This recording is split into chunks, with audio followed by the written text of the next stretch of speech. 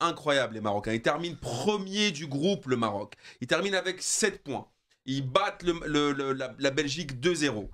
Franchement, la première question pour Younes. Younes, honnêtement, par rapport à tout ce qui s'est passé, le départ de Vaïd, le retour de Ziyech, la Chachia, franchement... Offert par un DZ de Borj Bouharerich qui était à Marrakech qui me l'a offert. Eh ben, tu vois, c'est véridique. C'est incroyable. De Borj, Incroyable. la ville du fromage. Est-ce que franchement, tu t'attendais à un aussi beau parcours du Maroc? Objectivement, Younes. Alors je vais être objectif. Franchement, sincèrement, moi, Pas est-ce que tu l'espérais? Est-ce que tu t'y attendais? je savais qu'on pouvait passer. Par contre, de là à être premier avec 7 points, 2 victoires, surtout contre Croatie, la Belgique. Croatie, battre la Belgique et battre le Canada, franchement, je ne m'y attendais pas. Et sincèrement, Walid Regragui, est-ce que c'est pas... c'est le Marocain qui va s'enflammer. Le nouveau Guardiola. Allez là, la vraie Ah question. ouais, d'accord. Ah ouais. Non, mais le Marocain, il se la raconte quand il y a un petit peu. Et voilà. Ouais, mais Alors, on parlera de Regragui tout à l'heure. Ahmed, toi, même question. Est-ce que pour toi, tu t'attendais à ce que... Parce que je me souviens qu'on en parlait un peu en off avant la Coupe du Monde et tu étais quand même confiant sur le Maroc. Tu pensais qu'ils pouvaient quand même... Alors, peut-être pas être premier du groupe, mais tu les voyais quand même faire des bonnes prestations. Moi, je les voyais faire des bonnes prestations parce que quand tu analyses le truc de manière pragmatique, hormis ils sont assez complets en termes de talent. C'est-à-dire que sur toutes les lignes, et je ne sais pas si tu te souviens, Mourad, on avait cette discussion, je te disais, le vrai point sensible, ça va être en 6 si Amrabat il fait le boulot. Exactement. Et là, honnêtement, moi, je suis même choqué par le niveau qu'il a sur ce début de Coupe du Monde, où là, il fait une compétition incroyable. Et à ce moment-là, à partir du moment où tu es quand même costaud à toutes les lignes, même si tu peux perdre, bien sûr, parce que le football, c'est pas, ils n'ont pas une équipe qui va, mais l'assise défensive, elle est incroyable. Donc deux latéraux qui sont parmi, en tout cas, Hakimi, je pense, pour moi, c'est le meilleur latéral droit actuel au monde. Mazraoui, je pense qu'il va pas tarder à sauter Pavard au Bayern. Et après, en défense centrale, ils ont 2 vieux briscards avec ça. Il est pas vieux à Guerre. Ouais, il est pas vieux. Oui, non, mais c'est vieux briscard dans le sens de l'expérience. Parce qu'à Rennes, le mec, il sécurisait. Mais à Rennes, il sécurisait vraiment le truc comme si c'était un mec qui était là depuis X temps. Il a vraiment ce truc. Et donc, tu te dis, bien sûr, ils peuvent se faire passer, c'est évident, c'est comme ça. On a vu même avec la vivacité des Canadiens, où c'était peut-être même plus dur que contre. Ça jouait bien le Canada, il y avait un vrai projet de jeu. Ils avaient une vivacité supérieure à presque tout le monde, comme le Japon, où là, pour le coup, c'est vrai que quand t'es pris par un mec qui va à 2000, même si t'es plus fort que lui, on va dire, dans l'approche du truc, c'est vrai que c'est compliqué. Et donc, je me disais, ils sont assez complets partout. Donc, tout dépendra du sérieux. Et puis, on a toujours eu des poisses en Coupe du Monde. La transversale de Mohamed Chaous en 94, sur l'équerre, la frappe sur l'équerre d'Ordine Amrabat contre l'Espagne, le 2-2 contre l'Espagne en 2018. Qui était un match incroyable. On a toujours eu des postes comme ça, mais je dis bon, si jamais là... Bois-12 contre l'Iran. Ouais, exactement. Si on a tout ce qu'il faut, Brésil-Norvège de 98, qui lâche le match, etc., alors qu'on gagne 3-0 l'Écosse, on a toujours pas souvent eu de réussite de ce côté-là, donc je me dis bon, s'il y a le petit... en tout cas, si nous, on est carré et qu'à côté de ça, il y a un petit brin de réussite, pourquoi pas, en tout cas, se qualifier. Donc moi, je pensais que c'était possible de se qualifier, même si je pense que c'est l'un des groupes les plus durs. Si ce n'est le groupe le plus dur, parce que Croatie, Belgique, Maroc, Canada, c'est le groupe de la mort. T'avais Espagne, Allemagne. C'est vrai, Espagne, Allemagne, c'est aussi très costaud. Non, je voulais en placer une sur le Maroc. Moi, je voulais faire mon mea culpa, juste par rapport à... En fait, je pensais qu'il allait avoir un karma Vaïd, en fait. Et je me suis dit que peut-être ça allait être compliqué pour le Maroc, parce que le karma existe au football. Finalement, moi, je voudrais saluer le travail de Walid Regragui, que j'ai suivi déjà bon coach. au Wydad, qui faisait un très bon travail. Et là, il a apporté un peu... Pour moi, c'est un mélange de plusieurs coachs. J'ai pas envie de le comparer pour pas forcément après être la risée sur les réseaux sociaux, mais il y a un peu d'adaptabilité côté Regragui et aussi de pragmatisme. Et c'est ce que j'ai aimé. Tu voulais le comparer à qui? Je voulais le comparer, c'est un peu le pragmatisme des... je sais pas, Klopp, je vois un peu d'Ancelotti en lui, je vois un peu même de Belmadi au niveau de la communication. Il compare souvent à Belmadi. Donc voilà, c'est quelqu'un qui s'adapte en fonction de la faiblesse de son adversaire. Par exemple, Ancelotti, moi je ne lui vois pas d'identité ou de philosophie de jeu, mais je vois quelqu'un qui s'adapte en fonction de son adversaire. Et c'est ce que j'ai vu en Regragui. Il s'est c'est basé sur une défense de fer, d'accord, avec des latéraux. On sait ô combien les latéraux sont importants aujourd'hui, et dans cette Coupe du Monde, il n'y en a pas beaucoup. Il a un grand gardien, d'ailleurs, ils affrontent l'Espagne, qui est connu et reconnu en Liga. C'est une bonne et aussi, il a sous-estimé, à Hakim Ziyech, qui était placardisé par Vaïd. Justement. D'ailleurs, tu voulais dire un truc. D'ailleurs, j'ai 2 trucs à dire, mais excuse-moi. Alors, attends, je veux quand même poser une question sur Hakim Ziyech. Louis-Marie, je te pose une question sur Hakim Ziyech, parce que comme l'a dit Mourad, il l'a très bien souligné, moi aussi je pensais honnêtement, j'ai trouvé ça dur le limogeage de Vaïd Halilhodžić. Je trouvais que c'était un mec quand même qui a essayé de mettre de l'autorité, parce que Ziyech aujourd'hui, il fait une très bonne Coupe du Monde, mais il avait aussi des choses à se reprocher. Quand même dans le groupe, faut pas non plus... Mais après, les techniciens, les grands joueurs, c'est ça. Une fois qu'ils viennent et qu'ils font gagner l'équipe, tu pardonnes tout. Mais pour toi, est-ce que tu penses que Ziyech aujourd'hui, il peut encore emmener le Maroc plus loin et éliminer l'Espagne? Alors déjà, moi je voulais parler d'une chose sur le Maroc. Alors je connais moins les joueurs que vous... Parce qu'il y a plein de joueurs que je connais moins bien, genre Amrabat, que je découvre, typiquement. D'ailleurs, excuse-moi, je peux te couper de 2 secondes. Vas-y. En parlant d'Amrabat, tu as bien regardé les matchs du Maroc. Sincèrement, est-ce qu'il n'a pas le niveau d'un top club actuellement? Mais bien sûr, alors après, il faudra voir si ça se fait sur la durée. C'est ce que je suis en train de me dire. Sur le niveau qu'il a à la Coupe du Monde, il peut jouer en Angleterre normal. D'ailleurs, je crois que Liverpool est déjà en train de se renforcer. Nasser, si tu nous entends, moi je découvre des joueurs. Après, ça c'est... Ouais. Vas-y. Déjà dans un grand club, il joue à la Fiorentina. Oui, mais je te parle top 8, top 6. Alors après, moi, la question que je me posais par rapport à ce Maroc, et justement le limoges d'Halilhodžić qui est hyper intéressant, les équipes où ça se passe comme ça, où il y a un drame, entre guillemets, quel qu'il soit, sportif, ce que vous voulez, avant une compétition, c'est un peu tout ou rien. C'est un peu soit l'équipe s'écroule, soit l'équipe se regroupe autour de ça. Et bah visiblement, ça a été la deuxième solution. On voit que mentalement, ils en sont sortis renforcés. Que Hakim Ziyech, bah, visiblement, il s'est remis un petit peu de ses errements. Il a pris les choses en main. Peut-être qu'il a fait un mea culpa et qu'il fait bien ce qu'il faut. Donc à partir de là, pourquoi ne pas aller plus haut? Je suis d'accord avec toi.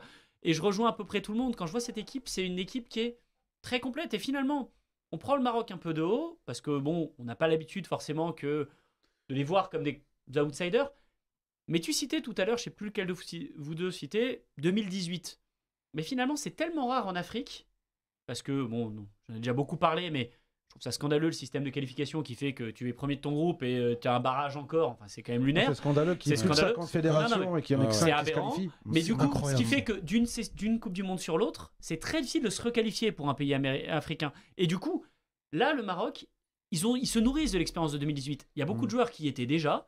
Ils ont cette expérience-là et peut-être qu'ils s'en nourrissent aujourd'hui pour être un peu moins en mode découverte, comme trop souvent les nations africaines. Et du coup, je pense que ça peut leur donner quelque chose. Et moi, l'Espagne qui m'impressionne pas plus que ça, moi j'ai envie de dire pourquoi pas. Ils ont toutes les armes pour les taper. Avec El Nesri, que j'aime beaucoup devant, qui pareil sur le côté. Qui était décrié. En fait, je veux juste compléter sur ce que dit Louis-Marie, après on pourra compléter rapidement sur Ziyech. Les gars, vous voulez pas répondre à mes questions aujourd'hui? Non, mais très important parce que justement tout à l'heure, j'ai été coupé. Excuse-moi, vas-y, je t'en prie. Quelle est ta question? Ça me respecte pas. J'ai posé à Louis-Marie sur Ziyech, il m'a répondu à côté. Je t'ai dit que Ziyech, il pouvait l'emmener plus loin. Ça me répond à côté. Je t'écoute sur Ziyech, excuse-moi. Non, moi je veux vraiment qu'on parle de Ziyech, parce que je trouve que le cas est intéressant. On l'a beaucoup comparé à tort ou à raison, pour moi à tort, avec Riyad Mahrez, sur le fait que voilà, Mahrez a réussi avec l'Algérie à ramener un titre avec l'Algérie. Ziyech, aujourd'hui, je trouve que c'est un joueur exceptionnel. Et je comprends pas comment c'est qu'il réussit pas à Chelsea, parce que je trouve que c'est un gars qui est archi fort. Techniquement, il a envoyé un petit prémisse dans le seul match où il a joué là. Et on a vu qu'il n'avait pas du tout perdu son football. C'est un vrai joueur de ballon. C'est pour ça. C'est un vrai leader. C'est un joueur rigoureux qui est capable d'être là sur la longueur d'une saison. Il a prouvé la question que je pose avec Ziyech. Est-ce que Ziyech peut faire gagner le Maroc, aller le plus loin possible? Est-ce qu'il peut les débloquer mentalement? On a le droit de faire vriller le débat un petit peu, parce qu'à un moment donné, il faut aussi regarder quand Chelsea ou où tu veux. Tout à l'heure, ce que tu disais, les équipes africaines, elles ont pas, c'est déjà bien, etc., etc. En réalité, le côté sous-estimé, il est intrinsèque au football africain. C'est-à-dire que des fois, des mecs dans leur nation, ils sont ultra forts dans leur club, ils sont au top niveau, ils arrivent en équipe de leur pays, ils sont tous dans des bons clubs, mais ils ont l'impression que c'est super, ce serait super un 8e.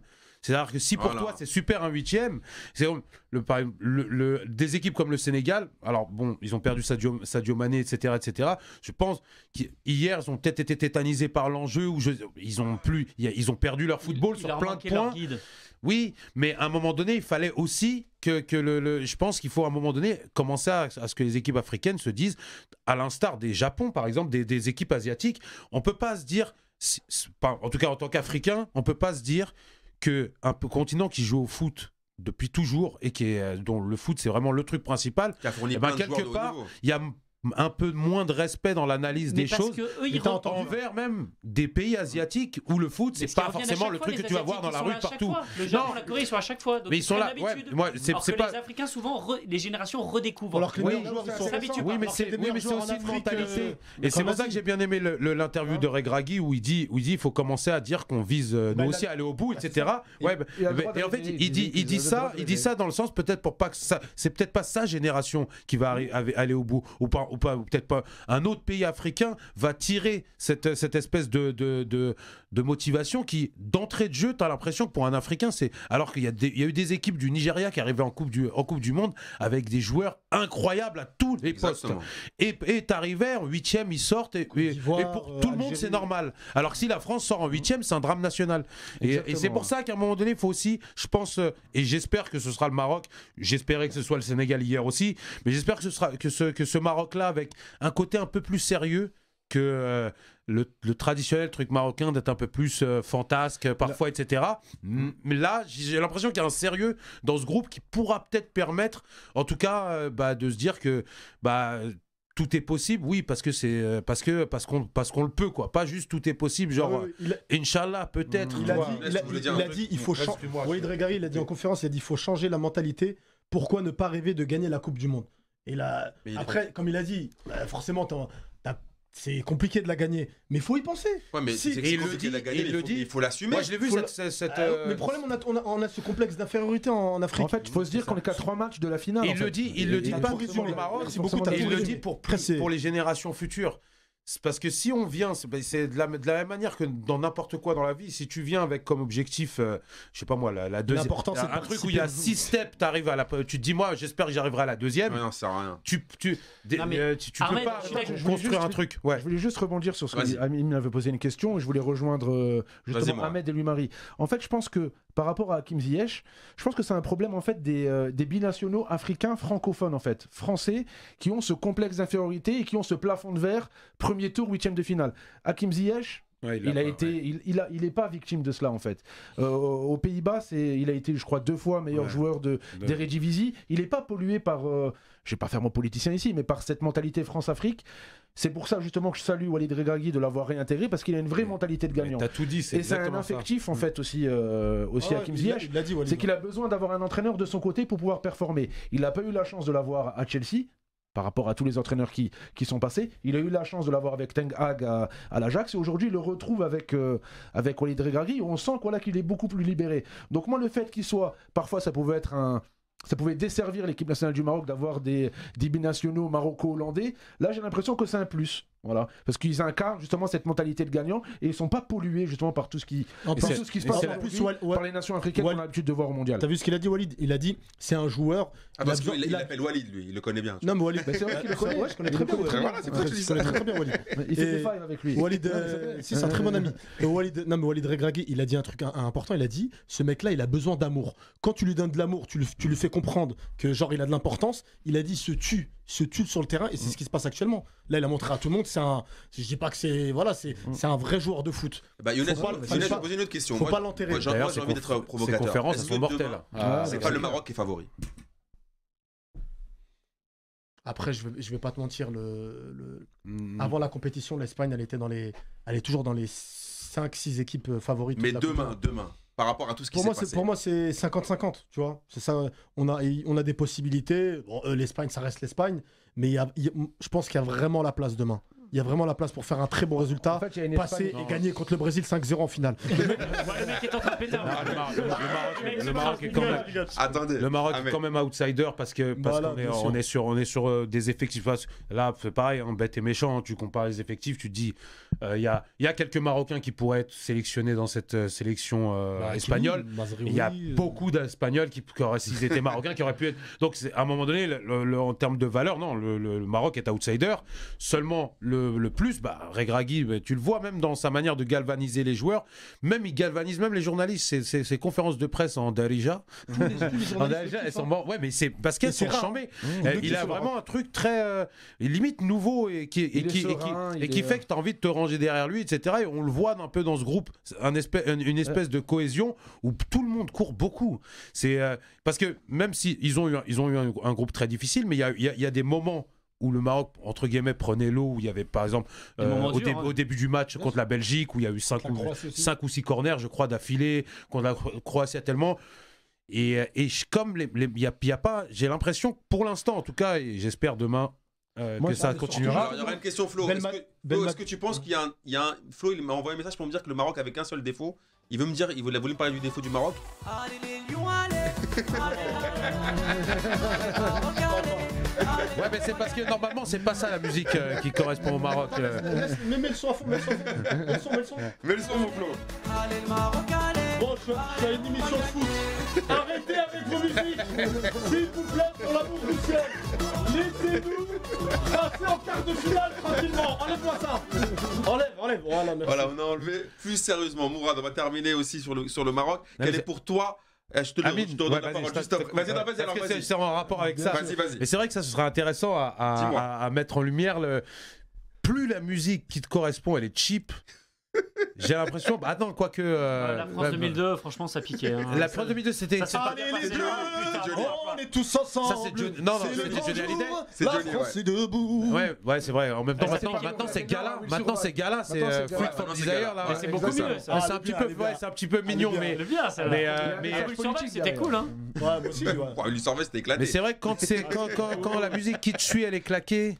Ouais, tu me diras, les mecs réussissent avec ça. Ouais, non. Excuse-moi, j'ai fait une analyse trop musicale du truc. Moi, j'adore It's Coming Home, la musique anglaise là, mais ça fait 56 ans qu'il la chante. Ça finira par tomber. Du coup, n'est jamais revenu. Bon, on termine sur ça. Le principal écueil, le défaut les défauts du Maroc sur lesquels il ne faut pas qu'ils tombent dans ces pièges-là.